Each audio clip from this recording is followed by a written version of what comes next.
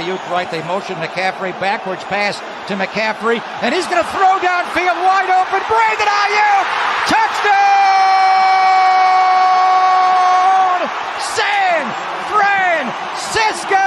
He can run. He can catch. Getting on fire. Christian McCaffrey can throw. Schultz to the other. Going to throw out left. Intercepted. Diamador Lenore. Whoa, Dak what a Prescott play. just threw him the ball on the outcut going left to CeeDee Lamb. Diamador Lenore comes up with the game's first big play. Here's Prescott back. Has time. Throws out left, intercepted. Ball got tipped up and taken by Fred Warner. Jimmy Ward tipped the ball, and Fred Warner with the INT. They're going to give it to McCaffrey coming left. McCaffrey, touchdown! San Francisco! He has thrown one. He has caught one. He has run. Hey. Breezie, this that 9 Mo's nose. Peachy, fear the dog. It's about that time, everybody turn your TVs on. The Mo's nose, Peachy, Breezy, and Fear the God. They keep it nitty gritty when they bring you 9 to tall. We two gorilla, silverback, nah, silver You know hawks. it's busting the discussion cause we get it in. Every time you know we grinding, I was 8 to 10. We always play to win. The faithful going hard. It's Wayne, Breezy, Peachy, Mo's nose, and Fear the God. Let's get it. Nitty gritty, this the line is tall. Don't like it, better take a walk. Nitty gritty, this the line is tall. We outline players up in chalk. Nitty gritty, this the line is tall. Don't like it, better take a walk. Nitty gritty, this the line is tall. Line is tall. Nitty gritty, this the line is tall. What's going on, everybody? Welcome to Nitty Gritty Niners Talk, baby. What's good? What's good? I got Peachy in the place to be. I got my man Mo's nose in the place to be. What's going on, family? Oh, the heat is what's going on. The heat, so I can hear a fan on right now like that. The heat is popping today. It's crazy. This heat is wild, for real. Yeah. I wasn't expecting it to be almost 90 plus. Right. What month we in? The month of football. The month of, do you remember? The month of September where the heat was almost in the 90s. All I know is it was really hot. Yes. It's really hot. Really hot. Hope you guys out there are keeping it cool, calm, and collected. We got some things heating up because, you know, the closer we get to this start date of the season for the 49ers, you know, I mean, it's Steelers week. They're practicing on this Labor Day.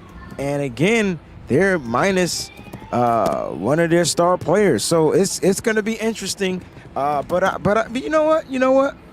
Like Talanoa Hufanga said today in his interview, that they are out there going to be prepared. They're going to be prepared. And I think that's the only thing that they can do is be prepared. So That's right.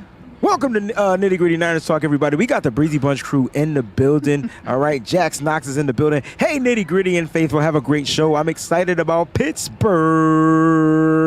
All right, my man Jason Hess. Let's smash those Steelers. I'm with you, bro. Matthew changed his name to Bleeding Red and Gold. I like that. Ready to rock out to another great show. So ready for Sunday. Go Niners. Mike with the hashtag BB. 49er Jeff. Week 1 is upon us. Let's go. Let's go. I see you, Fernando's out there. Chrissy 1687. My man Kylie's in the building. Joel's all the way from Korea. He's watching from Korea. He's on vacation in Korea. Nice. Shout out to you, man. Appreciate it. I'm curious to know what time it is out there. Grizz is in the building. Oh man, everybody's in here. My man Hurricane is in the building. Raphael 562. Like and subscribe, everybody. Eddie G and the B Dogs. New intro fire. Yeah, man. I've been working today. I've been working today. Don't bother me. Will Huff be on a pitch count? Highly doubt it. He was full practice today. No pitch count for the Huffinator. Everybody's a nader for me, like everybody. Troy, I don't even know what that means. Troy, good evening, Breezy Bunch. It was 48. I was out fishing today. Did you catch anything? That's the most important part. What did you catch? Right. Lake City's in the building. What's going on, fam? See you Friday. Lake City. Hey, Lake City planned a Friday evening for myself and Mose. We will be in the studio creating some fire. And I'm excited because I don't think Mose and Lake have never seen me outside of this element. They know I do, but they never see me in that element. You're going to have to pay for a couple extra hours, dog. I'm just going to let you know right now. That's something the 10 ain't going to kick it, man. It's not going to kick it. We're going to have to give the engineer a few more dollars. But, excited. I'm excited. I'm excited. Mose, how you doing? Peachy, how you doing? Listen, man, I can't call it a chill holiday. You know what I'm saying? Stay home with the fam, kicked it in the crib, did some cleaning. That's never fun. But, got to make sure the crib is clean and ready to go. And just putting some things in order, getting ready for this weekend. I love it. I love it, getting ready for this weekend. Mose, when you get down to PITTS? I'm leaving early afternoon. I should be in Pittsburgh by like 4 or 5 o'clock. 4 or 5 o'clock. Peachy, is manic Monday today? No work, but still manic, or? No work. Not really manic, like I said, just hot. Just real hot today. Didn't do too much. Hung with the fam just a little bit, and get ready for the show, packing a little bit, trying to get all the stuff done, leaving at the crack of dawn Friday morning. I don't know why I did that. So I should be in Pitt by like 12:30 or something like that. So. Oh, you going early afternoon? I like that. I like that. I'll be in Pittsburgh around 3 o'clock, 3 p.m. Palmieri Brothers, I heard we got to go check this sandwich place out. They put French fries on the sandwich. What? Okay. Not like a hamburger, like a regular sandwich. If you're from the Pittsburgh area, that's what I heard. They put French fries on the sandwich. I can't wait to try that out. We're not going to do Sizzling Sunday this year, but I'm going to be doing something different, and I'm definitely going to go there, get me a video, watch them make it, eat it, give my reaction, keep it moving. Because I gotta try that out. Correct me if I'm wrong, Lake City. Is it Primanti Brothers? I knew it started with a P. I was close, Collie. Why y'all always gotta be correcting me like I'm stupid? You know what I'm saying? It started with a P Brothers. P Brothers is where we're gonna be going. P Brothers. P Brothers. Primanti Bros. Thank you, Collie. I appreciate that. They knew what I was talking about. Like, you know what I mean? Like, they knew what I was talking about. Matter of fact, have a couple of them sandwiches for the studio session, dude. You know what I'm saying? See, I would have said that said Praying Mantis Brothers because the heat's getting too so when I That's looked funny. At it. Primantis Brothers. What did I call it? Primantis. I think it's Primantis. Oh, got you. But I get it. Either way. Praying Mantis. That works. That works, you know. That's what it looks like to me. It is what it is. French fries. Have you ever had French fries like on hamburgers? Cheaper? You ever put your French fries on the burger? We have a place here that does that. I've never put French fries on a Philly cheesesteak, or no. It's gonna be different. That will be definitely a new experience. We're looking forward to seeing all you guys in Pittsburgh, though. It's about to go down, and I need all the other food places too. I like to eat when I'm away. So I work hard enough to eat. We're going to start the show off with a Super Chat contribution. Jax Knox is in the building. Hello, Nitty Gritty. You guys are the best, 17-0. And here's your score prediction, 17-0 with a confident 3-point victory in Pittsburgh. All confident. Right. That's a lot of points, man. Okay. Yeah, I don't want to give up 28 week one. I don't either. I don't want to do that either. I don't want to.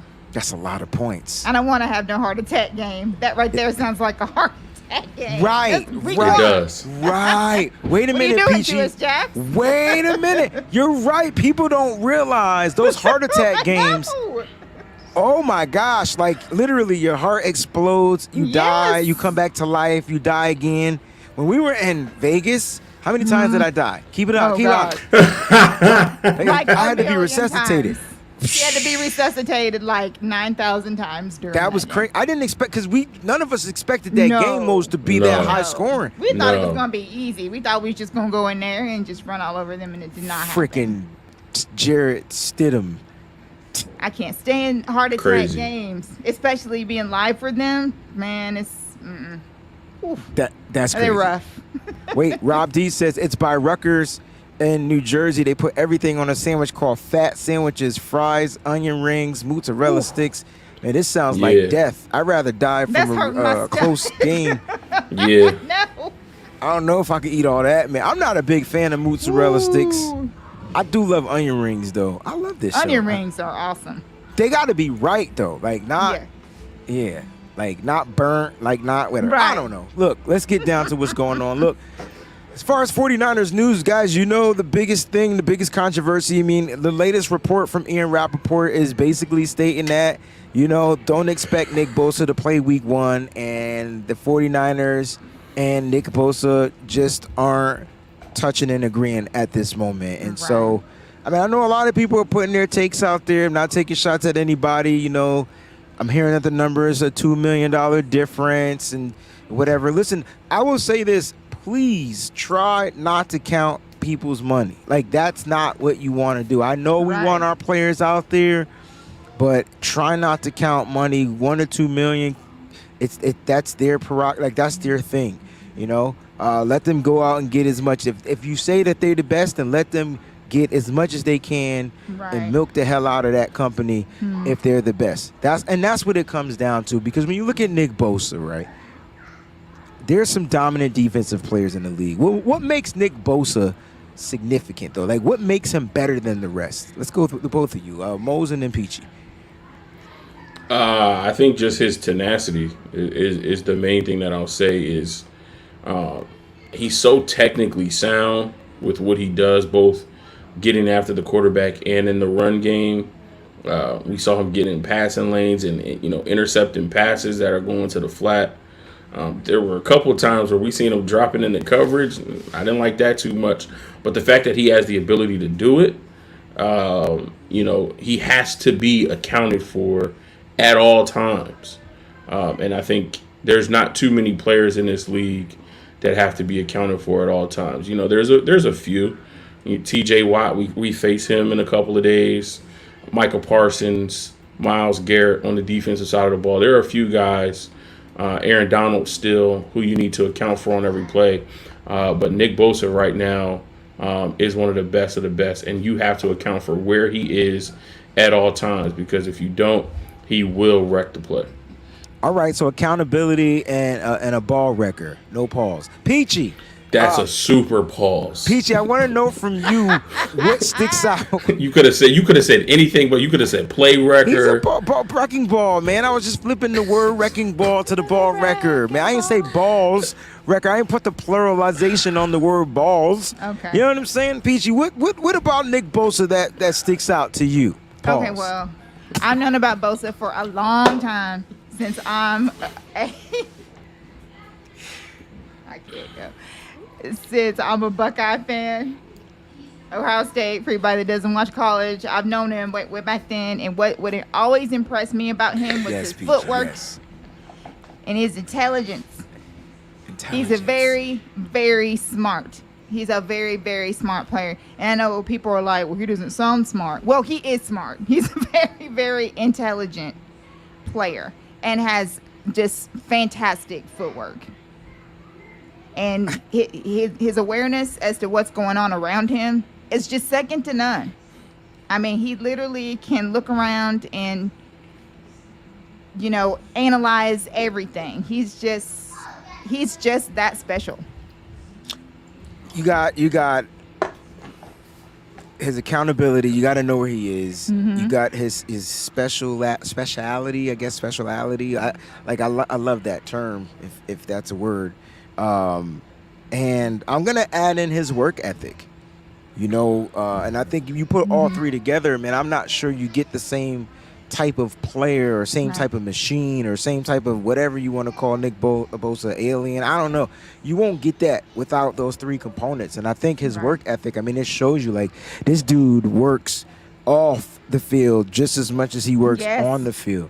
And people are saying that, oh, he didn't show up in the playoffs. I mean, he did get injured on the sideline.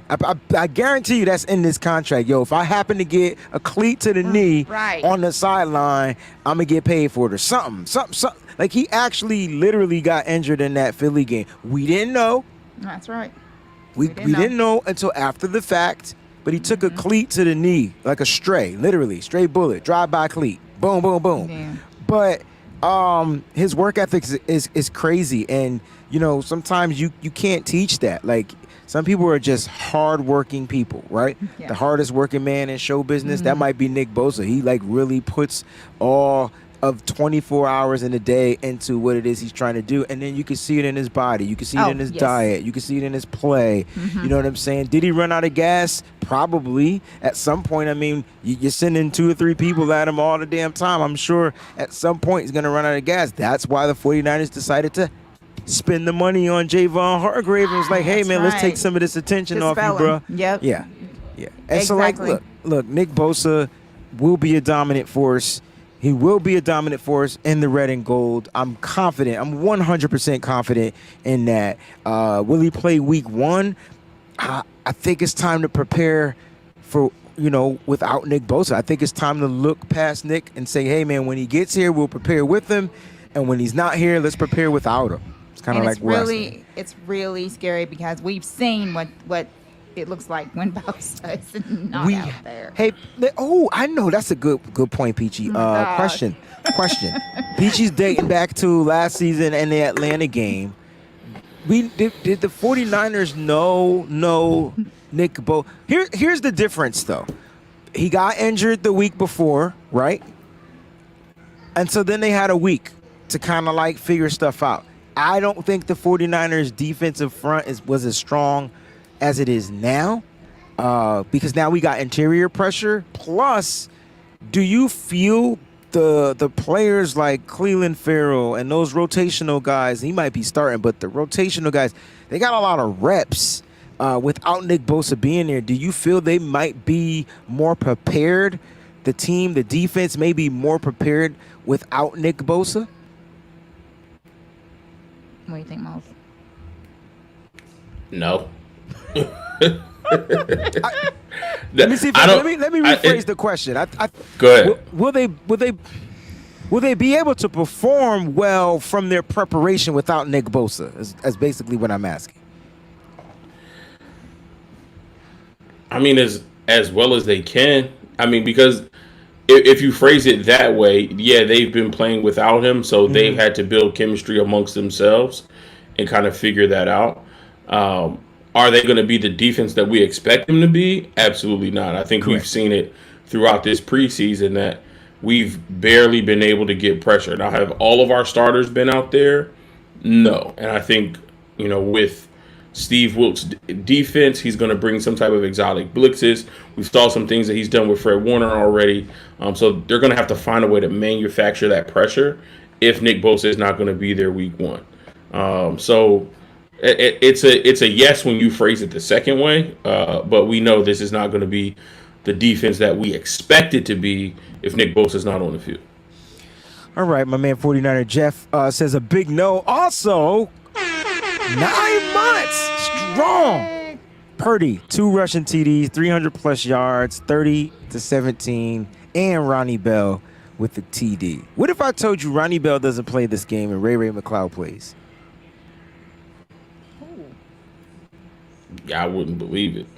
It's correct, but I mean, hey, you can say you don't believe it, but guess what? Ray made the roster, and he didn't get put on the injured reserve, and he was at practice today, even though it was kind of off to the sideline. I'm just saying, I'm not saying they'll be ready. I just feel like sometimes Kyle Shanahan just be toying with different situations. Ray breaks his wrist. Ronnie, you're up. Ronnie performs. Ray's like, don't count me out, coach. Before preseason ended, all of a sudden Ray McCloud's on the goddamn roster, right? And it's crazy. So, look. Who knows? Ray might want to play this game because he did used to play for Pittsburgh. That's right. Good for you, Rose. I forgot about that. I told you, man, it's hot. I can't even think straight. But yeah. Dang. That is true. Dang. That's a good point. That's what I'm saying. So, return guy, possibly limit him a little bit. Yes. Let him get off. No pause. Because he's probably mad at them suckers. But at this point, look, I know everybody's going to be cringing. Now, what Ian Rappaport said was this, and I thought this was cool, but it's so funny because we keep extending the day. He said if Nick Bosa isn't signed by Wednesday, if there's not a contract extension signed by Wednesday, don't look for Nick Bosa week 1, right? And so, like, damn, we still got to wait 2 more days, like 2 whole days for Nick Bosa, the Nick Bosa's watch. So, guys, just be ready, man. Look, if Nick Bosa is good and he signs on Wednesday and it's announced and he's out there practicing, he's going to play. I think he should play limited snaps, but it is what it is. There was a question from Louis Marino. Let's see if I can find it. He said, I don't know if I can find it, but he did say, oh, here it is. Why not let him play out his contract, then franchise tag him? Now, I don't have the rules in front of me. Mose, do you mind looking this up, or Peachy? Because I believe there are no guarantees when you get tagged. There are no guarantees whenever you get franchised. I mean, that's why players don't like to do it. I mean, as far as security, like health, all that type of stuff. Right, because if they get hurt, then they're just screwed. That's why I that's believe why players that's right. do not like tags. That's why they don't like tags. Now, they get all the money. Yes. When they sign the franchise tag, that money is guaranteed no matter what. They get that. They get the money. So, but if they get injured, right, then that hinders them for a long-term deal, because now a team can say, well, you just tore your ACL. You're not going to be the same player. We're not going to sign you to a 4 or 5 year contract. Bingo. That's either, market value or whatever, because, so that's why players. So, that's a great question. Why not let him play out his contract and franchise him? Well, Nick already showed you he ain't showing up. Right. He's willing to get fined. He's willing to sit out the season to make a point that I'm not going to play if I don't have any long-term security. So while in theory that should work, you can't franchise tag him and make him play this season if he don't show up. Well, it's too late to franchise tag him this year, but anyway, right. But as far as the 5th year option, which is what he was granted, like it's $17.8 million. So let's just say it's $18 million. So Nick Bosa is guaranteed that 18. But remember, every time he misses, he's losing money on that deal, right? Also, because he's still on his rookie deal, the 49ers can waive the fines. So I'm sure that his agent is like, listen, my client ain't never showing up. All right, you're going to waive all these fines, and you're going to make him the highest paid player in football, other than quarterbacks. And that's what the issue is. I really believe that's the issue.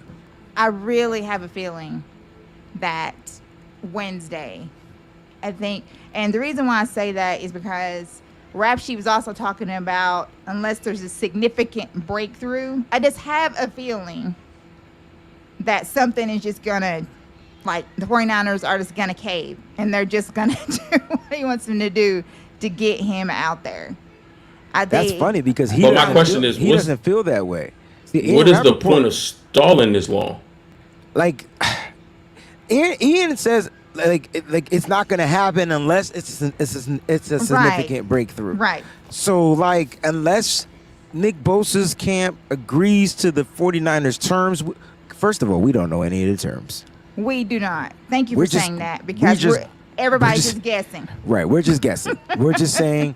Here's the thing. Nick Bosa, we did this exercise before. Is Nick Bosa the best defensive player in the league? Yes. Show of hands if Nick Bosa is the best defensive player in the league. Okay, the best defensive player in the league, his name is Aaron Donald, and he's currently making $31.6 million or $7 million, right? So Nick Bosa's camp is saying my client is the best defensive person in this league. Therefore, I want him to make more than the former current defensive best player in the league. That's the issue. So the Niners are willing to make him the highest edge rusher. That's not the issue. The issue is, what's the number? Because if Nick Bosa is saying 40, because that's where he started, and the Niners are like, man, you crazy, right? Which I don't think he started at 40. But I'm just saying, like, that's that negotiation. Right. So it depends on what that number is from Nick Bosa's camp and what the 49ers are going to have to continue to play with wiggle room. Now, I don't know if they have to continue to make wiggle room, because if it is a $2 million difference, you know what I'm saying, then, they got to figure it out. And don't forget, we got to think about how it affects the team in the long run as well. Right. And that's something that Parag's going to have to do. You know, he's going to have to figure it out. But that's the latest on Bosa, guys. Yeah. Like, so there's a possibility that he won't be in attendance on Sunday. And so our chances are a little different. It's just like, what is that saying that goes, in order to make an omelet, you have to break a few eggs. Got to break a few eggs. Depending on what you want in that omelet, you're gonna have to cut up some materials, some goods, some Yep. mushrooms, some onions, some peppers, some ham. I like ham and bacon. Give me put all the pig in all the omelet. that. You have to do some things. You know what I'm saying? And a bunch of ingredients.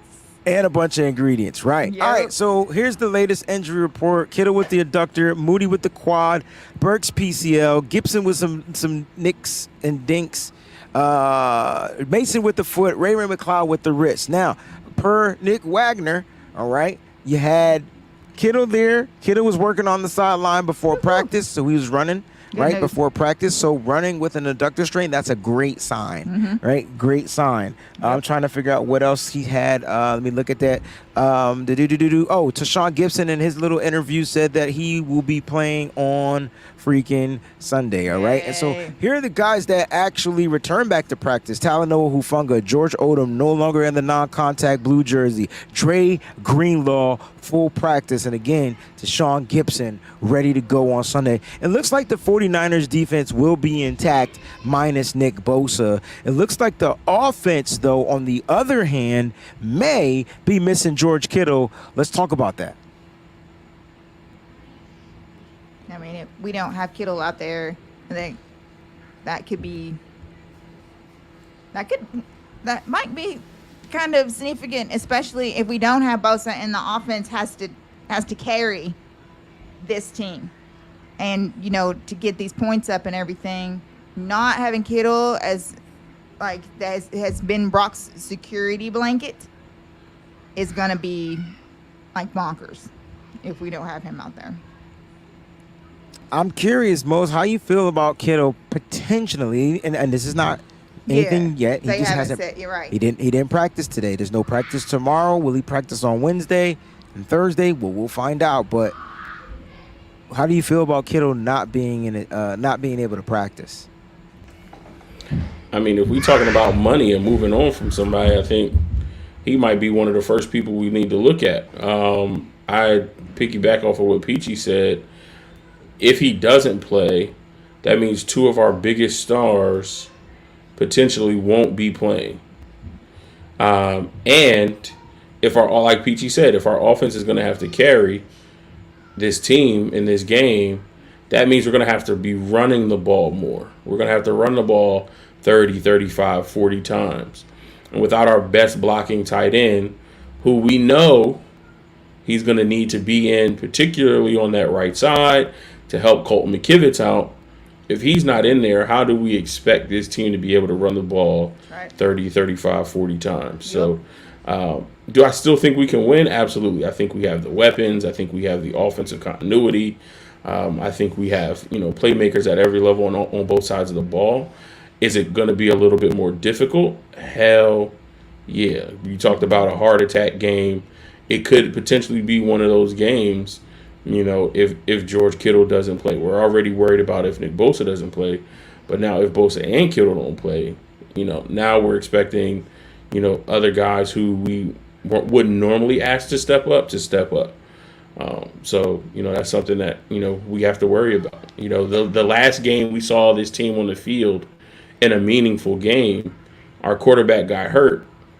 And, some of the fan base and even the coach blamed it on the backup tight end. Yep. So having that same quarterback starting a meaningful game without our best blocking tight end and having backup tight ends having to block for him, imagine a formation where Ross Dwelly has to block TJ Watt. Excuse me? No, I'm not happy about that. You put Dwelly out there. I'll put Charlie Warner on him. I think he'll do a better job than Dwelly. No, but I agree with that. But in that Eagles game, why was it Tyler Croft that was lined up? That's a totally different edge rusher, though. Like Hassan, It doesn't. Hassan Reddick and T.J. Watt are two of the elite edge rushers in the league. You could be elite, Mose, but they still different. Hassan Reddick bases his pass rushing off of speed. That's what we were supposed to get from D Ford. A matter of fact, I don't even know how he playing on them cheap ass contracts. Like I don't. Yeah, but what I don't understand is what does them being different type of pass rushers matter when you have an inferior blocker? Because their skill set. It was speed that beat Tyler Croft. It was speed. And if based on the formation that Kyle puts out there offensively, let me finish. If Dwelly is lined up against T.J. Watt, I don't care if T.J. Watt don't have the speed of Hassan Reddick. Can I finish? T.J. Watt is more technically sound. He's more technically sound. He's going to beat him. What I'm trying to say is the difference between Reddick knew the play. Reddick was so far out from that play, it probably confused the hell out of Tyler Croft because he wasn't expecting a guy to be that far lined out to the right. We've watched it over and over again. Then on top of that, Croft makes the block. It's just that Reddick bends and dips and gets around him. And he gets to the elbow of Brock Purdy, who I still feel like held that ball a little too long. But that's nonetheless. I get what you're saying, but my point is they're different.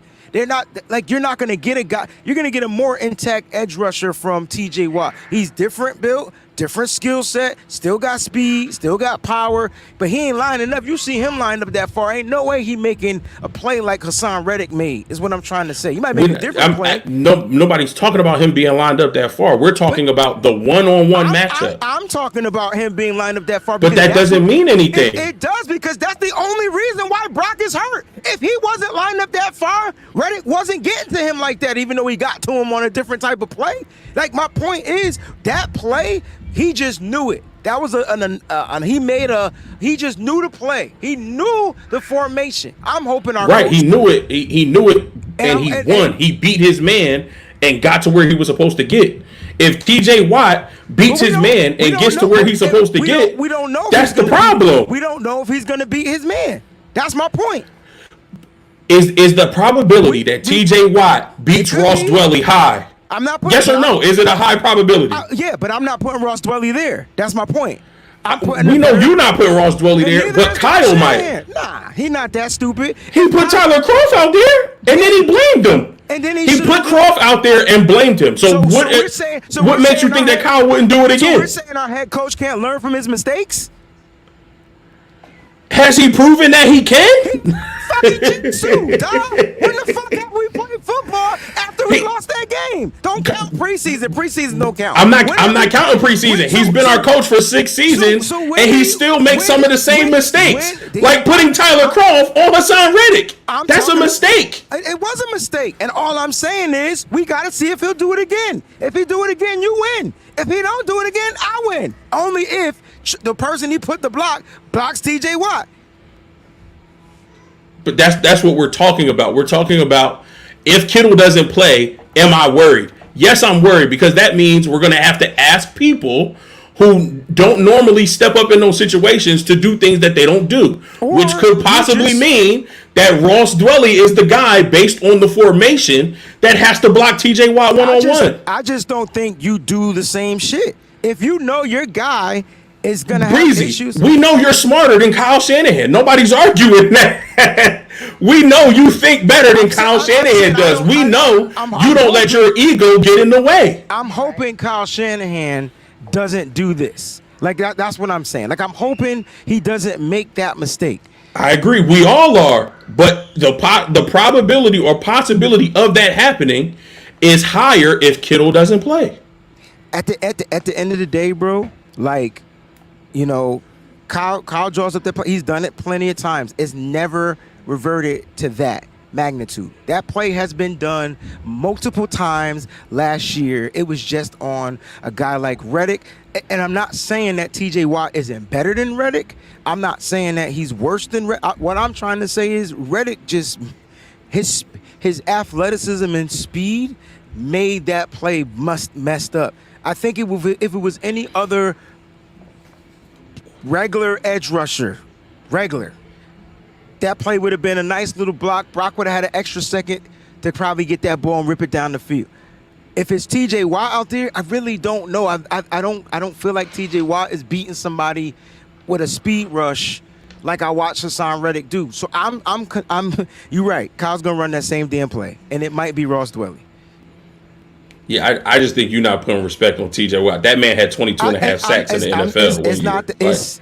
It's not that I'm not putting respect on him. It's just like that T.J. Watt is him. It's just that I'm not saying he's not highly effective. That's not what I'm saying.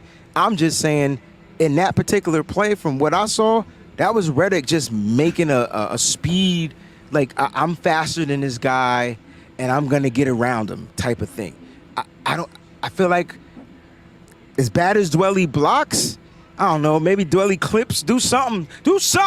Don't protect the quarterback. Trip him, clip him, slip him, hit him in the nuts. Do what you got to do. Get 15 yards. Just don't let your quarterback get touched. I don't know what that situation was, but Kyle was running that play like predominantly throughout the regular season, and we didn't play T.J. Watt, and maybe we just didn't play a guy like Hassan Reddick. Maybe that's kind of like what it is. Right. So do I agree with you? Yeah, but at the end of the day, like, I don't know what Watt is going to do. I don't really give a fuck. I haven't watched him play like I've watched other players play.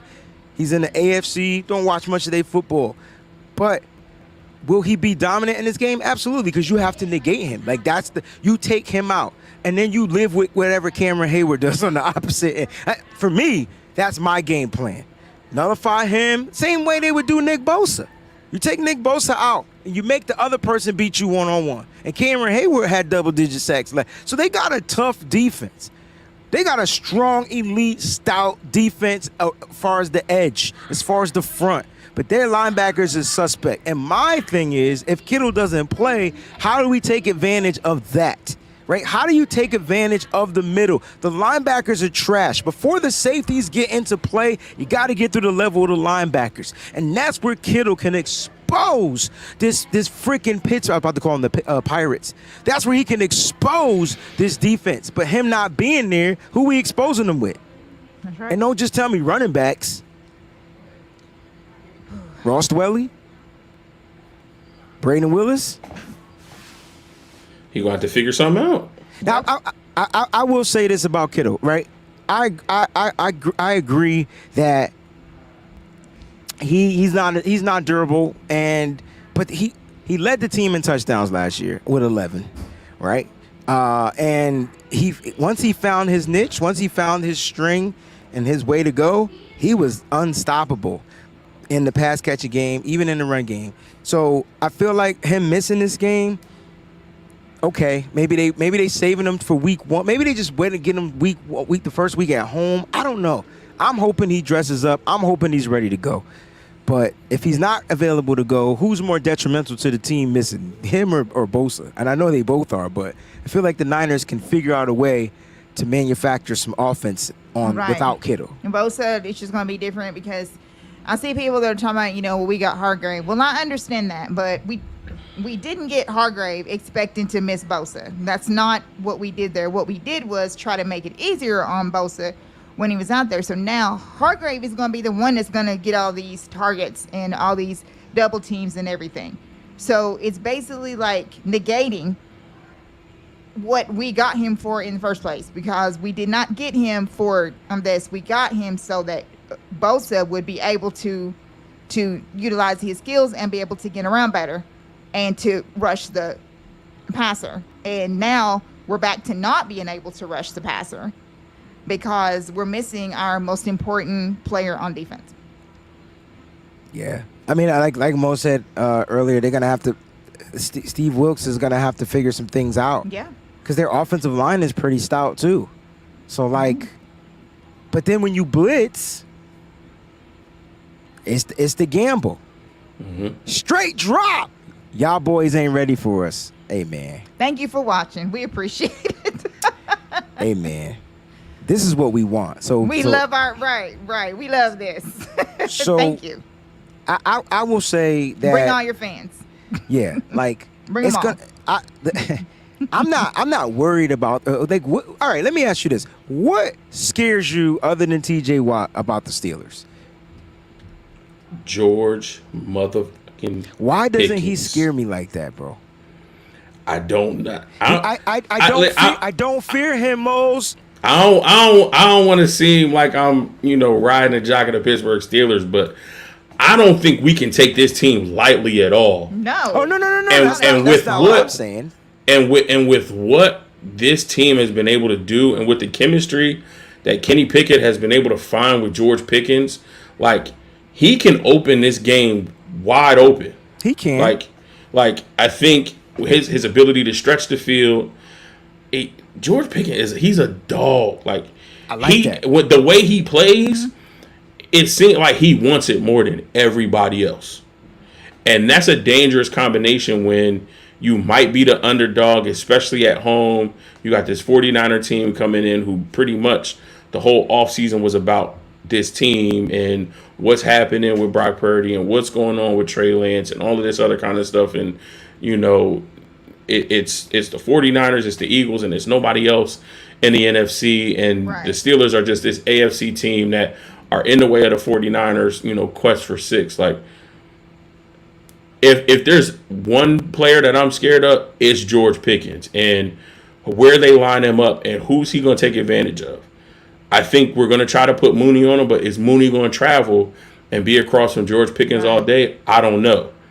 George Pickens on Diamador Lenore or George Pickens on Isaiah Oliver, that worries me. And I just got to be honest about it. Like, that's one of the things when I'm in the stadium, I'm going to watch where they put 14 and who's across from him because he's a big play waiting to happen. And when we're talking about those close games, those heart attack games, one big play can swing momentum and it never go back. So that's one of the things that I'm worried about is him making a big play that gets the team excited, that gets the fan base excited, and swings momentum in the favor of the Steelers, and we can't grab it back. Which is why they have such a great home opening record, and they've only lost just maybe one or two games, and that's it. Yeah, but it ain't this regime. So fuck that. This regime ain't played at home in a minute. So it ain't this team. That was that was Ben and some teams way back in 2014. But this regime, I'm like that home opening record. You could throw it out. They ain't played at home in many moons. So technically they're a road team. The way I see, even though they're at home now. I will say Kyle Shanahan is 2-6 on the road, but 2-6 in his tenure. But he's won two of his games on the road, beat Tampa, and I forgot the other team that we beat. But I just feel like when it comes to the Steelers, it's not Pickens that worries me. I feel like the 49ers can find a way to tame him because they typically do that. And I was going to ask this question because remember when we played the Bengals? It's another team in that conference, and we had to deal with Jamar Chase. Now, Jamar Chase finished with 2 touchdowns, but, they kept him tame. They kept the big plays out. Those touchdowns came closer to, the goal line or whatnot. So I feel like he can be tamed. Deontay Johnson is the one I'm worried about. The one that struggled last year, that couldn't find himself, that was dealing with injuries, all that type of stuff. If you go back to 2021, he was their leading wide receiver. And so, that dude was a monster. Now, if you're telling me George Pickens is coming of age and coming into his own, I'm doubling him. I'm trying to find a way to limit him. Now, what will Deontay Johnson do if he lines up in the slot and does certain things? So, them two receivers, I feel like me and you, just two receivers, one of them is going to have a good day. One of them is going to be consistently good. I just think we need to find a way to keep him out of the end zone. That's it. If you gave up 100 yards to Pickens and 78 yards, that's a lot of yards, right? But you kept him not scoring. You keep him from. I'm cool with that. They got to find a way to bend, don't break in this game. But the Niners don't get beat deep, bro. It's more. The Niners don't get beat deep, but it's more if they do something underneath Mose, can they make an explosive play? Or if the Niners make a mistake and miss a tackle, the next thing you know, boom, those weird explosive plays. It's kind of how I'm looking at it. What do you feel about Najee Harris? Do you pass catching running back out of the backfield? Yeah, they don't use him right. I don't think Pittsburgh uses him properly. They don't use him properly. I think Najee Harris needs to be in an offense like Tennessee, with the way they use Derrick Henry. I don't think Pittsburgh uses him properly. Maybe back in the day, maybe a Bill Cowher coach Steelers team with the way they use Jerome Bettis. That might be a fit for him, but I don't. I think what they thought they were getting out of Najee Harris was like the second coming of Le'Veon Bell. But Le'Veon Bell, although he didn't have a lot of speed, he was more elusive, and he was so patient. It threw people's timing off. Like, even when you knew, all right, he's going to slow play this to find his lane, you just still weren't ready for the stop and go in the way he moved. Najee isn't as patient as Le'Veon Bell is. He isn't as elusive. He's more of a power style running back. He does have some finesse, like you said, being able to catch the ball out of the backfield. But I'm really not worried about Najee Harris in this game. I know we have an issue with our run defense and being able to, stop the run up the middle. So that you would think that would favor a power running back like Najee Harris is being able to run up the middle against this team. But I think with Javon Hargrave and Eric Armstead in the middle consistently, playing 70-80% of the snaps in the middle, I think we'll be fine from a defensive standpoint of being able to stop this running attack and forcing Kenny Pickett to throw the ball. I'm not worried about Najee Harris. I'm not going to say I'm not worried. They got a couple of running backs. They're going to look to move that ball up the middle. They're not an outside zone team, so that I'm not worried about. It's more them getting up in between the tackles, like you said. If you stop the run game, force them to be one-dimensional, I think my only concern is, like, if we don't have the pressure, right? If we have to manufacture pressure, that is a little bit of a concern to me, because now you're taking away from the pass D, and I preferably want my linebackers playing pass, you know what I'm saying, when they need to play pass, because they have elite skills to play the pass. And so, like, when I'm looking at this 49ers defense and I'm saying, man, if we're going to be blitzing guys, I'm hoping the exotic blitzes are going to be timely by certain positions and not overutilized with the linebackers or the safeties or even the corners. I'm hoping we don't overutilize the blitz, period. I mean, it is Kenny Pickens. I don't care what he did in preseason. Now we talking real football. And so I know in real football, he's not good, right? In real football. I mean, he showed some signs of him growing strides, going through his growing pains. And shout out to the Steelers for even giving him the opportunity to go through that. That's what most teams do. But I just feel like if the Niners don't have Bosa to generate that pass rush, to be that predominant pass rusher, the Steelers are going to try to find a way to negate with screens and quick throws, and they're not going to try to dial the ball up down the field. So they got to play like that underneath coverage. They got to know when to play underneath, because that ball is going to be coming out hot. And so, like, for me, that's my concern. Are they a yak team? They could be. They could be. How you're explaining it, I think that's when I get worried. If we got to blitz Fred Warner a lot, I think we got to worry about Najee Harris out of the backfield. But I think we also have to worry about their tight end, Pat Freiermuth, him being able to kind of control things over the middle, without.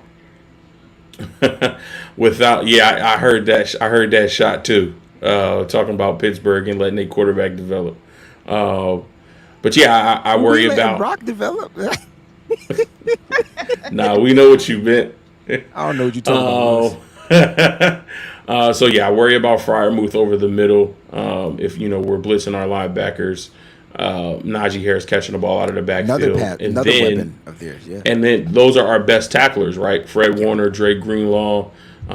When our best tacklers aren't able to, man that part of the field and be there to initiate those tackles, then that's when you talk about some of those missed tackles.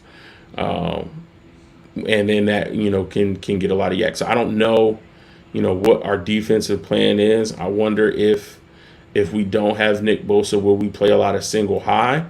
I That's a good question. Deshaun Gibson in That's the a back. great question. And we have Hufanga in the box, and then we just disguise who's coming. Whether I'm playing cover one all day, Mose.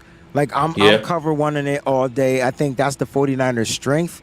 I think they can cover one, and the cool thing about it is interchangeable, right? Yep. So you can have Gibson start at the deep safety, and then Hufanga drops back. Gibson runs up for a blitz, or Gibson runs up to they're so cool, and they can switch. They can drop to a 2 deep. Like, I just feel like the Niners will be prepared from a pass defensive perspective, because that's who our coach is. That's the mind of our coach.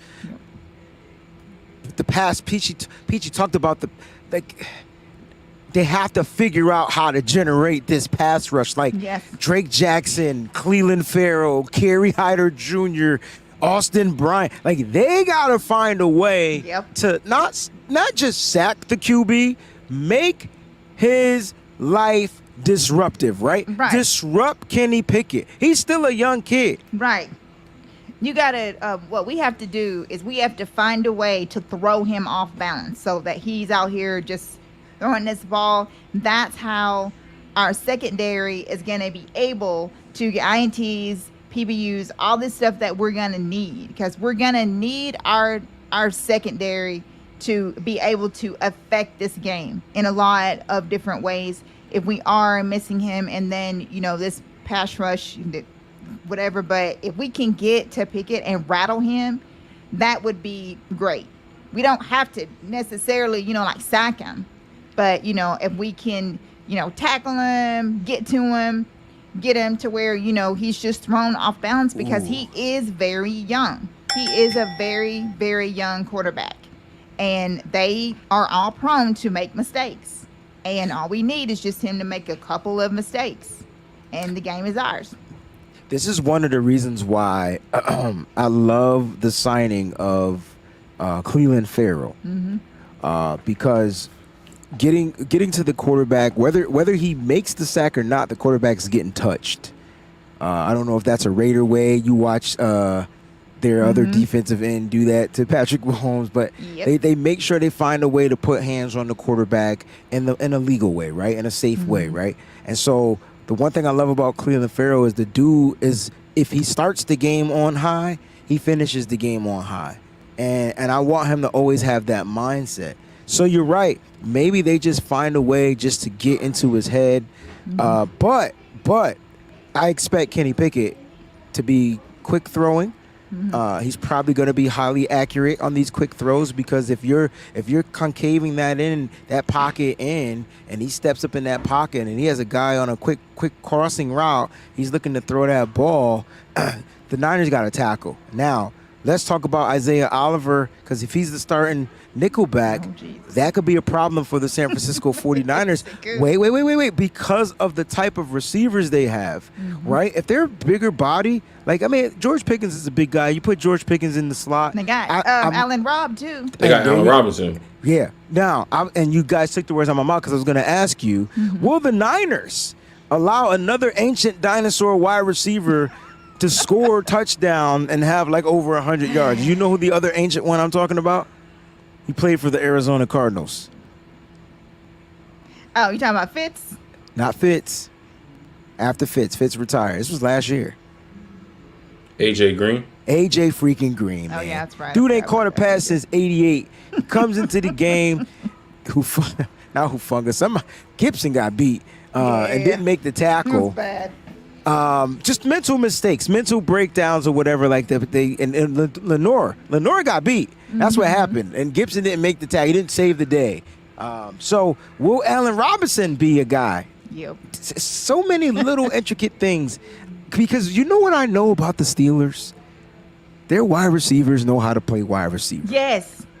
Very well. Better than anybody in the league. That's one thing that they can do. Anybody in the league. Is play wide receiver. Interesting. So something to pay attention to as the matchups go down, because Mo's already said, hey, you better put Mooney on Pickens. I would put Lenore on Pickens. Why? I don't know. I just feel like Lenore is nastier. He's nastier. How tall is Pickens? 6'3". That's a big guy. Yeah. 6'3" versus 5'10". No way. And he's slow. Pickens runs in a 4.4. Demo is not that. No. Yeah, but Mooney's not that fast either. But he can bigger. make it up, and he has longer arms. So, like, if he needs to stretch out, whatever, I'm putting my best guy. Our best guy is Mooney. I'm putting Mooney on Pickens. I could tell you right now that the Steelers are going to change that up on us. So I could tell you right now that shit not going to stay the way you want it to be. So I could see Pickens right now moving into the slot. This is where I think Oliver, I know, but this is where I think Oliver may strive.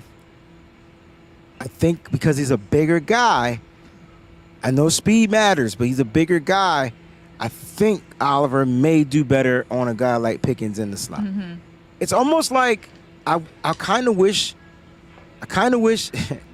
that our slot guy was as fast as Pickens, but our slot guy is big as well and usually catches the ball pretty damn well. I'm talking about JJ. So prepare for the Steelers to change the matchup. Oh, of course.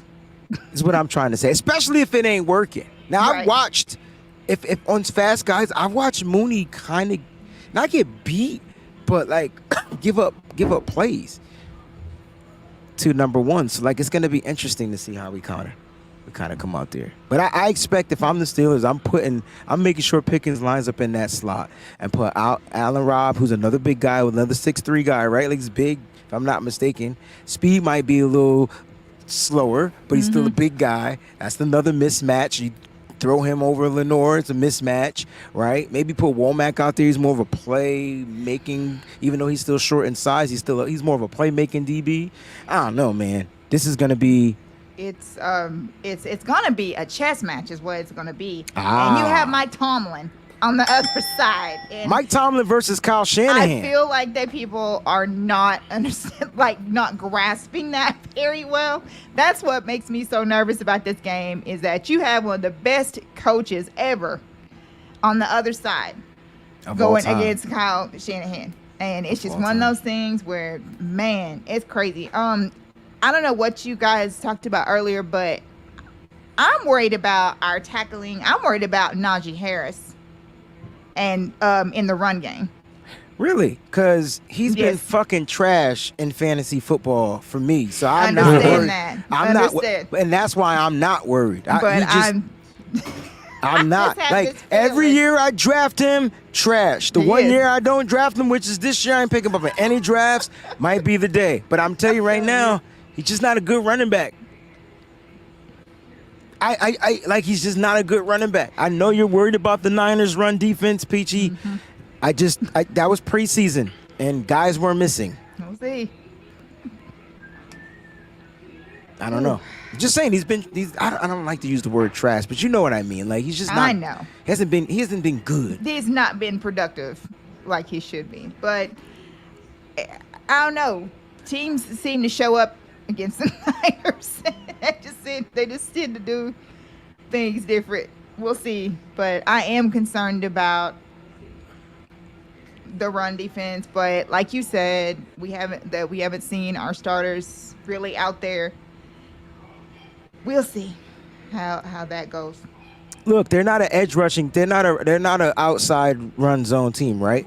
And so, like, that to me is when you would hope Nick Bosa would be out there and help setting the edge. I don't think you got to do much edge running. Now, they do have another running back, that Jalen Warren. You're talking about Warren, yeah. Yeah, like, he's a little different. He's a different pace of a running back. So, they got weapons. But my point is, like, I think, number one, you start by taking away George Pickens, Deontay Johnson, and you live with whatever Najee Harris gives you in the pass-catching game, and you limit him in the run game.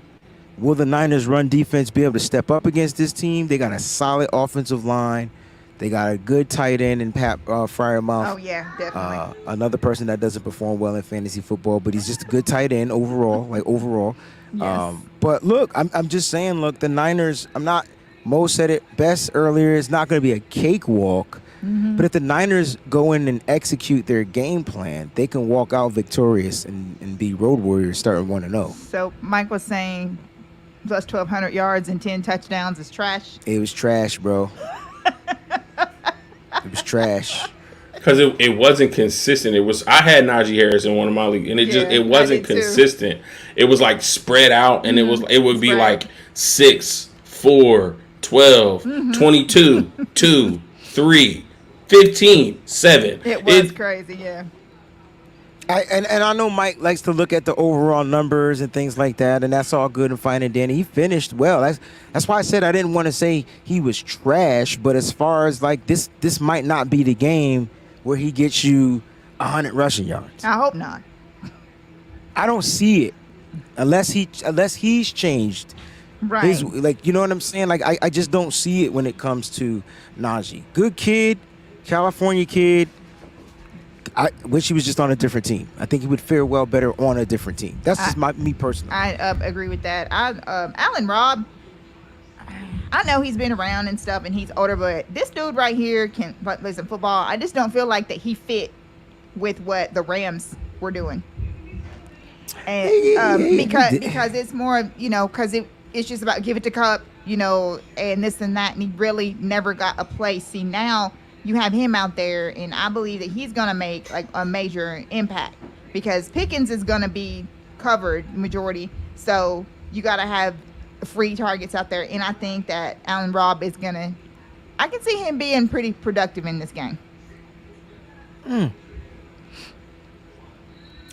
it's possible. I don't we'll fear see. their third wideout. It would be more negating one and limiting two, and whatever Allen Robb gets you, good for them. But I just don't. It doesn't pose to be a matchup for me that I'm really worried about. Because is he playing in the slot? I mean, there's plenty of slot guys we can utilize. So I'm not. I don't know. You're right. Like I don't think the Rams used him right, but they might not have used him right for a reason. And maybe he's just winding down in his career. I mean, he was the guy in Chicago. He was the guy in Chicago, but was he the most franchise tag wide receiver of all time? I felt like he was franchise tag for like 9 years straight. Franchise tag for so many times. I felt like it was like 9 years straight. We got some. No, he was in Jacksonville. He left Jacksonville and went to Chicago. That's what I meant. Yeah, Jacksonville too, though. He was franchise tag like 4 or 5 times in Jacksonville, bro. It seems like he was only 30. Anyway. Oh well, he was franchise tagged a lot. I don't know where. It seems like that. Or was either him or Alshon Jeffries? One of them two. I think it was Alshon. It could have been Alshon. I felt like Rob was franchise tag at least twice. I thought Allen Robb 2 to 3 times. Yeah, I thought he was franchised a couple of times. No, he was in Jacksonville for 4 years. That's where he was drafted. And then Chicago. He was in Chicago for 4 years. Then he was in LA. Oh, so he is never franchise tagged? I don't think he was, because after his rookie contract, he left Jacksonville because he was injured his last year. Signed a deal with Chicago. Kind of turned up a little bit, but then his last year he was hurt, and then he signed in 2022 with the Rams. All right, so maybe it was Alshon Jeffries is the guy that I'm thinking of. Jax wants to know, who would you guys play in Bosa's spot?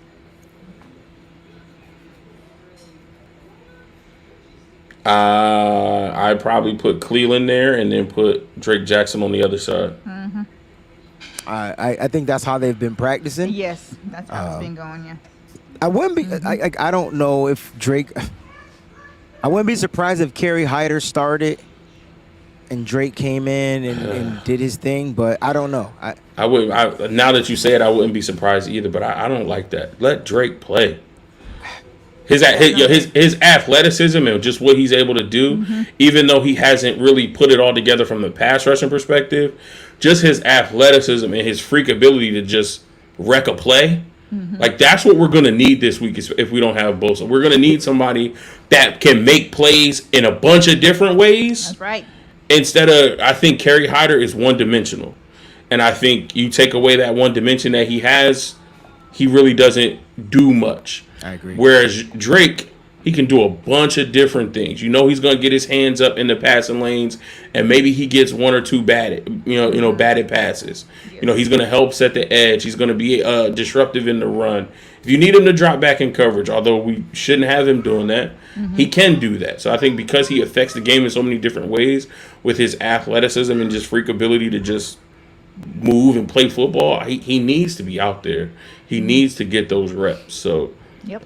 But when you say that, I mean, because of how this defense is run, and because of Kerry Hyder's experience and his veteranship and his connection with Chris Kosaric, like, it all makes sense. I don't like it.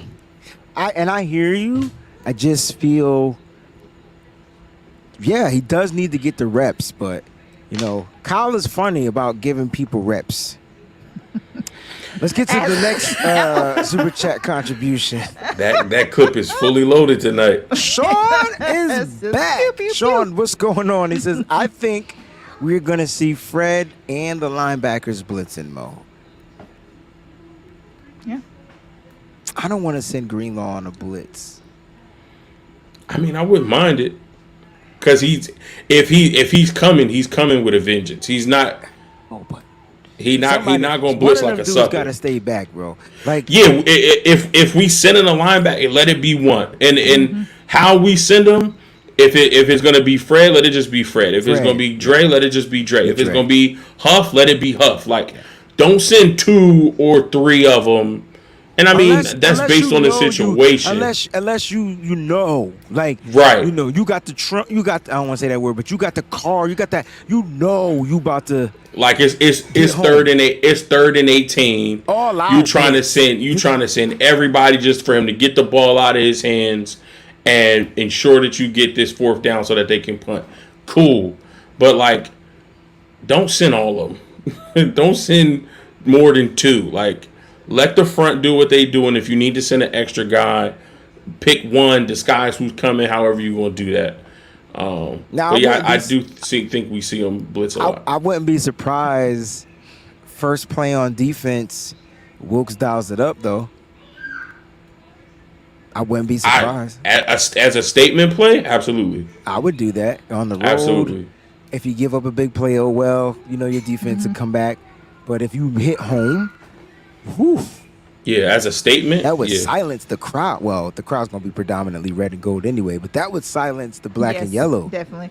I literally forgot about that. Thanks, Ghost, for that. Quan is on that team. I forgot about that. He washed too. I ain't worried about him at all. All these washed players, huh?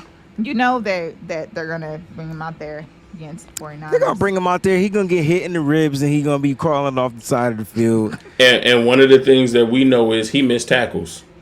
So we should take advantage. Matter of fact, put him out there. I'm going his way. Please try to tackle CMC and not wrap up. Yeah, and let him make you look silly. I get Debo on Quan. Give anyone dogs, yo. If Debo lowered the shoulder and run Quan over, he should retire. He should retire. It's over. Easy retire. Week 1, he'll be retiring the 2023 season. JP Hella Hard says Niners got to take the long way home. No shortcuts. Niners got to take. I like that super chat contribution too. 490. That's different. Niners got to take the long way home. No shortcuts.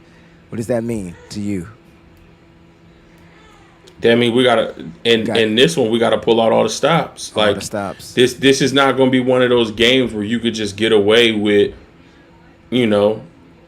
what you would normally get away with against a team that you don't really gotta play hard against. You don't really gotta get deep into your bag of your plays and pull stuff out. Right. Like, this may not be the Saints game from a couple of years ago. But it's going to be one of those games that it's going to be a hard-fought game. This is not going to be, we walk into Pittsburgh and we walk out of there with a 31-7 victory. Like, I would love for that to happen. Of course I want that to happen. I'd be talking my shit all throughout Pittsburgh if that happens. But I don't believe that is going to be the case. So everybody's going to have to show up depending on who's not there and who doesn't play. We already talked about possibly not having Bosa, possibly not having Kittle. Everybody is going to have to step up and show up in order for us to get this win and get back to Santa Clara 1-0. All right. Very well said. Very well said. Let's keep going with this game plan versus the Steelers, all right? So, Peachy, give me one thing the 49ers have to do the walk out of, what is it, Arcashore Stadium? Heinz Field. Accenture. Heinz It's Heinz. It's Heinz. It's Heinz. It's Heinz Field. 57. Heinz Field. What do they have to do to walk out Heinz Field victorious? What I just said, you have to be able to get to the quarterback. Like Pressure. Right. You have to pressure the quarterback, affect like him in the pocket. Like every time he's in there, like you have to affect him, hit him, do something to him, even if you can't sack him. But it'd be nice to get some sacks, but definitely affect every time he gets ready to do something, because you gotta rattle him. And I do believe that our big boy, I believe that we can definitely rattle him enough to get him off, to throw him off his game. So you believe even without Nick Bosa, Even the without Niners will... Nick Bosa, I think that if we can get to him, because what I worry about more than anything, missing Bosa, is rushing the passer.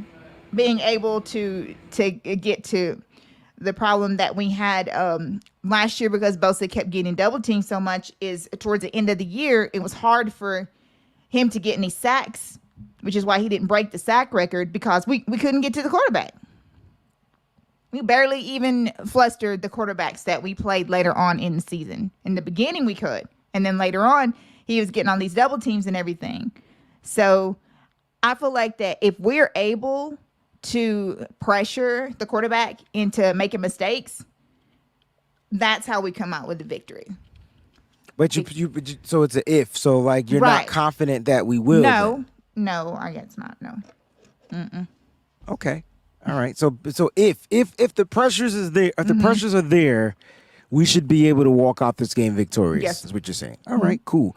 Mose, game plan versus the Steelers. Peachy talked about pressure from the defensive side. You can stick with the defensive side if you choose, but how do we walk out of this game? How do we walk out of Heinz 57 victorious? Find Minkah Fitzpatrick wherever he is Don't throw it. and stay away from him.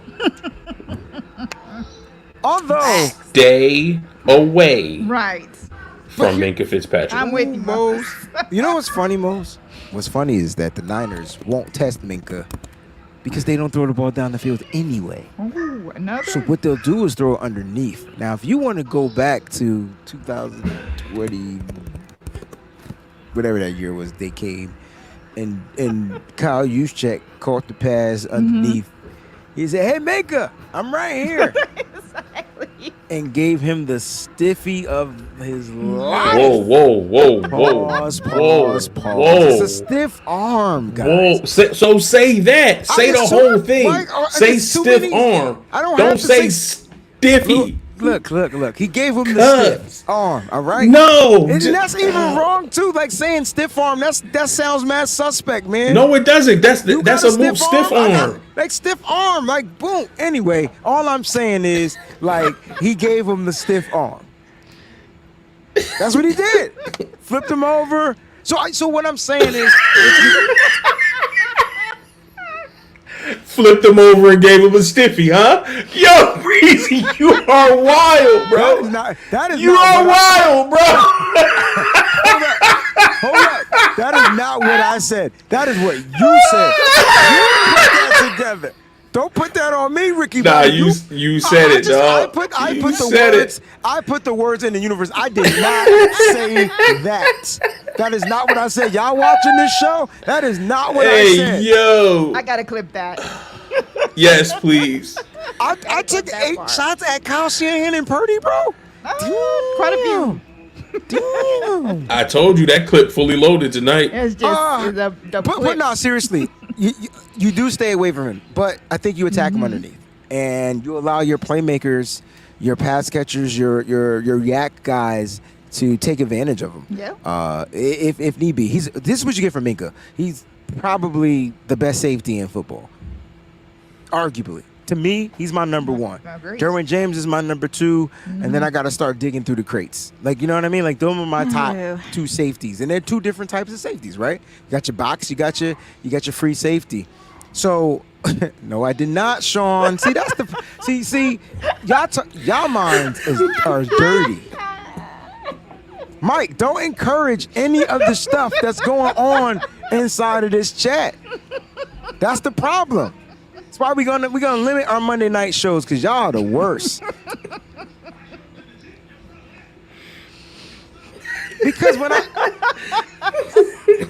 Because if I associate my arm with my, you get what I'm saying? It's still a stiff arm. At the end of the day, it's a stiff arm.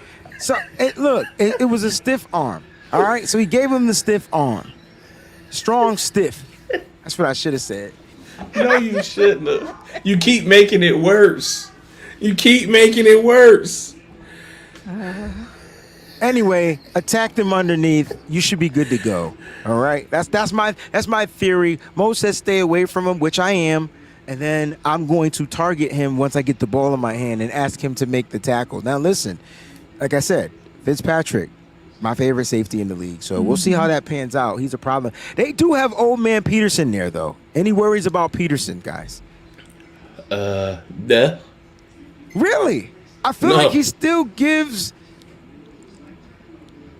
No. See, you wanna now you're being hypocritical, because I was just telling you about Allen Robb. Nah, Peterson's still are different. No, he's not. That's why he's Peterson's not still in Minnesota no more. Minnesota got rid of their whole fucking defense. The only person there is Harrison Smith. No, he's not there because they couldn't afford him, because they still got to pay Kirk Cousins $80 billion, and then they got to figure out how they're going to pay the rest of it. I'm just saying, Patrick Peterson, he might be in a system that fits. Joey Porter, the rookie, junior. He had 5 picks last year. That's what I'm saying, yo. You still got to put respect on his name. Well, how many touchdowns Allen Robinson have? P2 had 5 picks last year? Yeah, and how many touchdowns A-Rob had? 0? He was in the 0. He was 0. Okay, but he was with the Rams, and that was different. It don't fucking matter. He didn't have Cooper. It didn't matter. It didn't matter. So it didn't matter. Cooper Kupp was injured the damn near whole season. He had 3. Okay, he had 3. 3. And who was their quarterback? Stafford, and then Baker Mayfield. They made Baker. I bet you they all came from Bake. Who they got rid of? I'll take 5 interceptions over his 3 touchdowns any day. All right, we got some super chats we need to get to. Yeah, let's get to these super chats. I'm not going to forget your milestone. I see it. We still talking about the game plan. We're going to talk about this game plan. Let's finish up this game plan. Let's get to Sean's milestone. 6 months. Sean's been in the building for 6 months on the crew. He says, you can tell Breezie is a good teacher, plus positive, but come on, Breezie, why are you trying to have Spud Webb guard Megatron?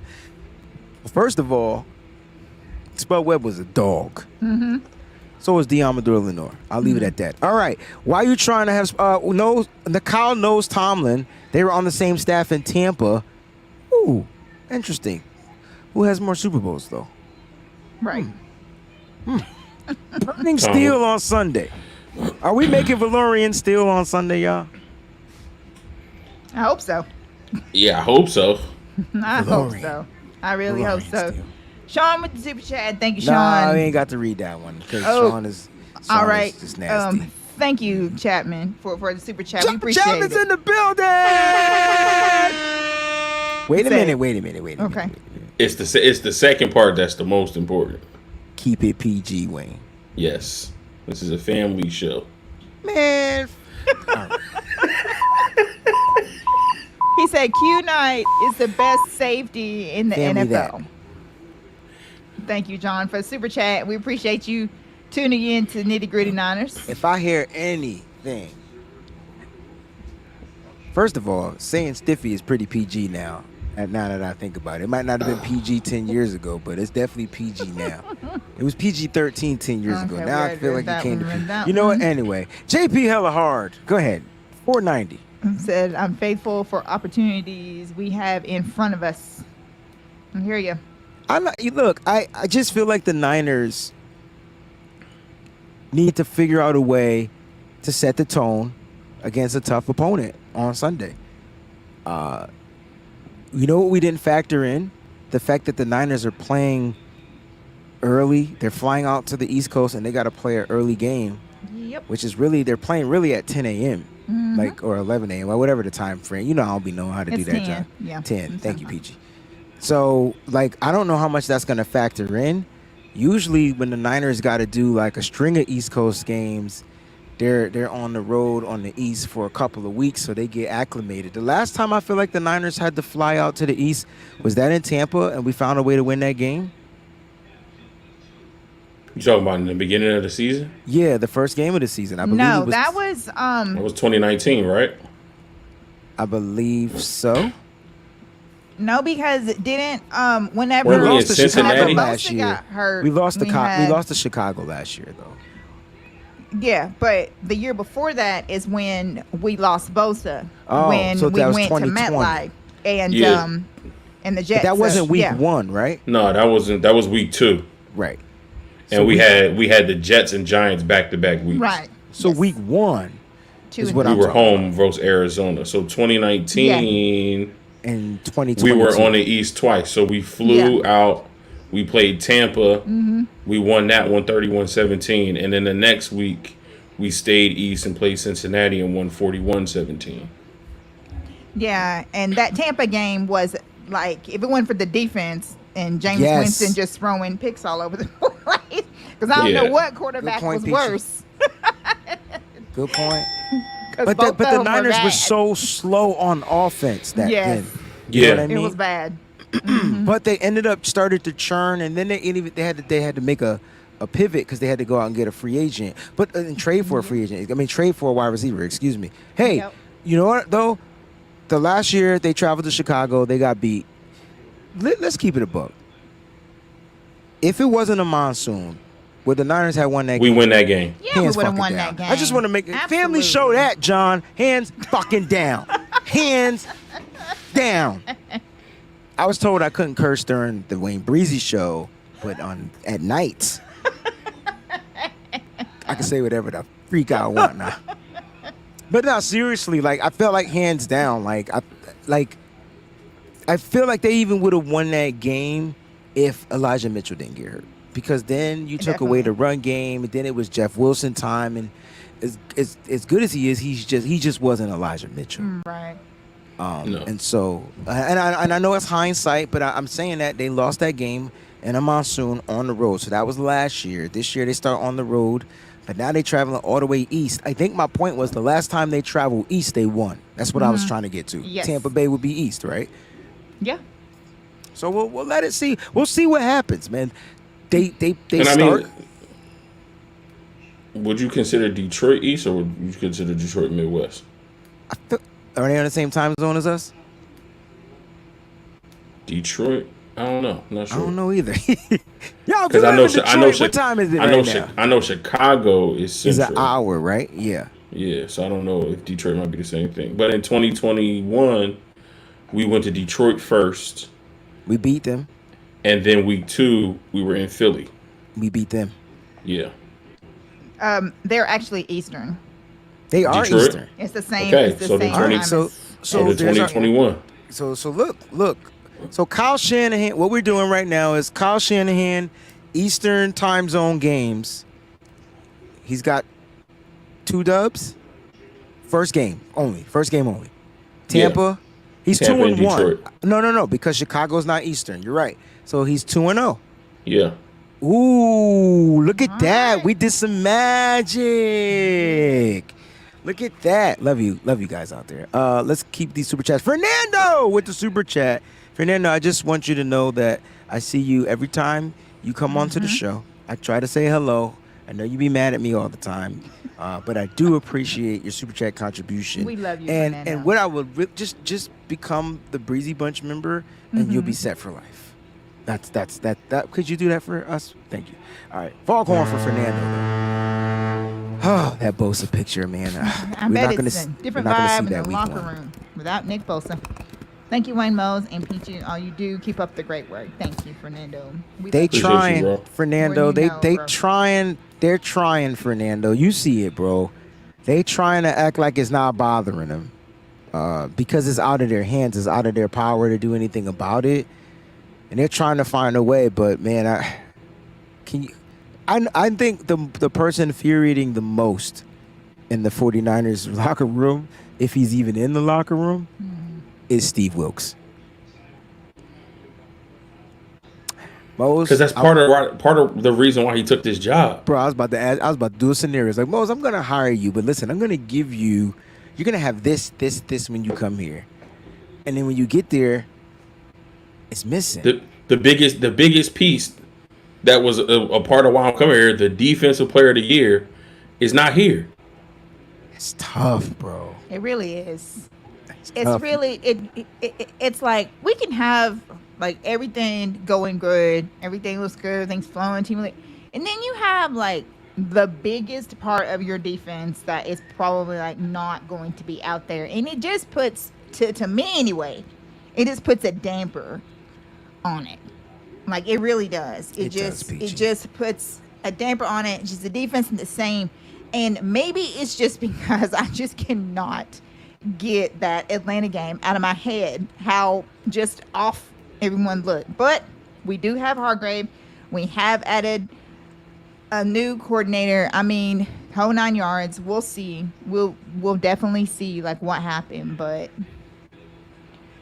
anyway, I'm just hoping that we will get a great game and that we come out victorious, even though it might give us a heart attack. But as long as we come out, just like Mo said, 1-0 when we head to LA, ready to go. And I agree. Look, you guys gave me 2 really good points, right? Stay away from Minka, you know what I'm saying? And then come out and do the things that you suggested that the 49ers need to do. And it's just simple game planning. Like, don't overplay. My thing will be make the least amount of mistakes. Right. You're on the road. Refs are going to throw the flag, so make the least amount of mistakes you can make. That's For right. example, week 1, do not get 2 roughing the passer calls. Amen to that. Which would change the whole, and I'm talking to you know who, which would change the whole outcome of a game, right? Yes. Limit those mistakes. I'm not talking about the offensive holdings and the false starts. Limit those too. I'm talking about the ones that will be super detrimental to the team offensively and defensively. Refs are going to call holding. They're going to call PI. They're going to call those things because that's kind of like, and it's so they're calling. They can call if they see it. They think it is blah, blah, blah. But you got to find a way to limit the dumb ones with them late hits. You know what I'm saying? I don't even want our players like Brock Purdy taking a late hit or Christian. I don't even want them taking late hits. I'm sure there's going to be cheap shots all game, but find a way to limit the idiotic mistakes, right? The ones that you kind of have control over. Yes. And we've seen that happen to us last year. One player is still here. One player is gone. And I'm hoping that's out of the building as we speak. All right, guys, we got one more thing we want to get to. I believe all the Super Chats. Have all the Super Chats been read? No. We got one more from Sean, right? All right. Thank you, Sean, Super Chat. Is that the new tactic for fear? Bosa trailing from behind? I'm laughing my butt off that SF team. I mean. No. Look. All we're saying is the 49ers are going to have to figure it out. He's not there. He hasn't been there, so they should have been preparing for him not to be here, period. Right. And they should be figuring out themselves, figuring out how to find that continuity on that defensive line. I'm sure Chris Kacirik is going to have his guys ripped and ready to go, but you know what? It doesn't even come down to Kacirik. It comes down to the players executing. Exactly. Will those plays execute? JP Hellahard 2800, this is my brother. Listen, he's asking this question for a reason, okay? Because the last time we were out there, when I tell you we feasted it, like we feasted it. Like we went to this Chinese restaurant, not no regular Chinese spot, y'all. I'm talking about a restaurant. Like it was, they bring out food and they circle it around the circle table and you get, it was official. So him and his bro, they took us out to eat. We had a great time. John Chapman, myself, the crew. I felt like we went out to eat somewhere else, too. I felt like we went to some sandwich place. But at the end of the day, we had a great time. He wants to know if you guys are going to be coming to the Seattle game. Unfortunately, I won't. That's Thanksgiving. Yeah, that's Thanksgiving. So I'll be definitely with the fam. Okay. Yeah. PG? I'm still deciding. She's still deciding. Right. My bad for making y'all hungry. It Haven't was decided yet. some of the best food I ever had too. Oh man. Yeah, I'll be there. I'll be there with the 49ers Rush road trip, and we'll be having a good time. If you're out there, you'll get to meet my oldest son. More than likely, he'll be there with me, helping out and at the game with me. So I'll get to spend Thanksgiving with my eldest son, Talon. So I'm excited to go out there. Anytime I get a chance to go out to Washington, I like to get out there to spend some time with him and watch the 49ers defeather some birds. So yeah, That's wait, is a Seahawk a real bird? We'll talk about that when we play them. Right now, it's all about the Steelers. Thank y'all so much for the Super Chat contributions. Let's do some final thoughts and the score prediction. So this is our show. Mose, Peachy, do the Niners win this game? And if so, what's your score predictions? I do have the Niners winning this game. I feel like it is going to be a very, very close game. This guy. And I think this guy, yeah. I love Mike. It's unfortunate, but I think we're going to have to win on a kick. And Jake it's going to Moody. have to be I don't think it's going to be Moody. But Moody's been practicing. He wasn't fully practicing today, but he was kicking in practice today, and it wasn't hurting. But they did sign Matthew Wright to the practice squad. I think it's going to come down to a kick. I say the 49ers win 24-21. God, I can't take that. Yeah, I know. That's going to suck. So Mo says 24-21. Got it. Okay.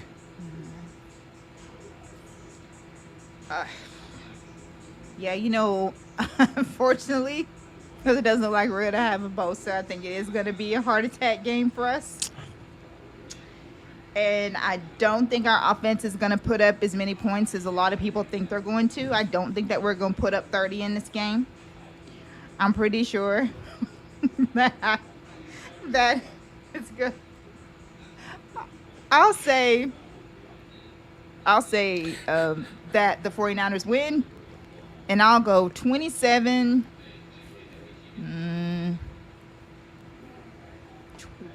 27-21. 27-21. Okay, 6 points. Yeah. Y'all gonna be mad. I'm going 21-13. All right. I like 21-13 who? Niners. Oh, okay. Because you said we was going to be mad. Well, because I'm not going higher than 21 points, but 3 touchdowns is kind of like our cap. Yeah, 3 touchdowns is I think that's pretty cool on the road. Okay, yeah. so what'd you say? So 21-13, 21-13, Niners. got it. Okay. Now, guys, on the Nitty Gritty page on Facebook, every week there's a score prediction contest. Yep. Now, Miss Debbie kind of talked me into giving it to the person who gets the closest. So we'll get back to that. I was being a little harsh during the preseason, but it was preseason. So, yeah, I wanted to get y'all, practicing. So the closest score will win, but you have to get that score in on time, all right? So I'll make sure Miss Debbie has the stuff to post. She'll post the day of the game, and then you'll have until kickoff to get your post in, all right? A lot of 3-point victories. I'm not feeling that. That's me dying a few times at the game. That's not what y'all want. If you're sitting next to me, you don't want me to die. You have to resuscitate me. I have to come back to life. That's not what you want. But if that's the score, ugh. Okay. Well, we'll see. We'll see. I 4 points too, Dina. That's tough, man. That's tough. But look, it's gonna be a good game. Here's what I'm learning. The Niners typically start slow, right?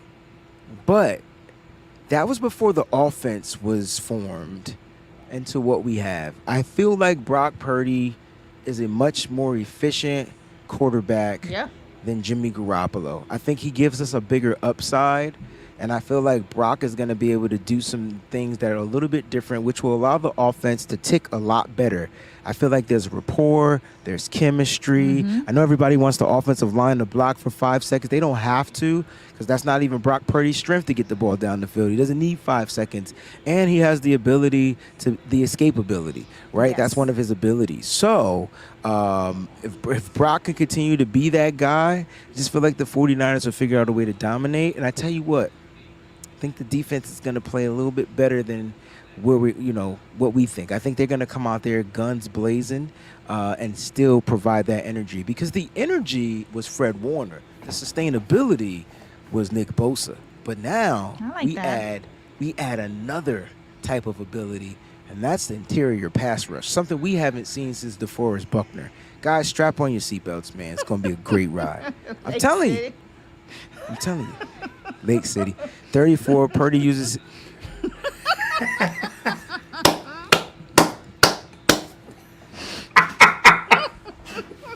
Well, see, this correlates because y'all be calling him Big, I don't say that, BCB. That ain't something I say, right? That's true. That actually fits, because that's what they call him. So, I can see Purdy. I can see the Purdy Stiffy shirts already, yo. I can see him. Already. Guys, we getting out of here. We are acting fools. It is hot on the East Coast. We love y'all. Stay up, stay faithful. Always keep it nitty gritty, y'all. Thanks for watching. Hey. Breezie, gritty, this that 9 to Mo's nose.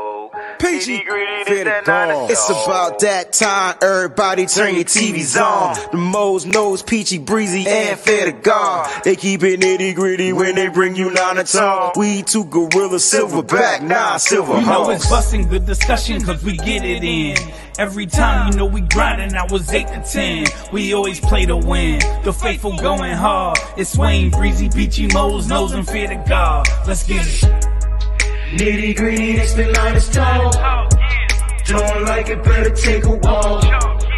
Nitty gritty, this the line is tall. We outline players up in chalk.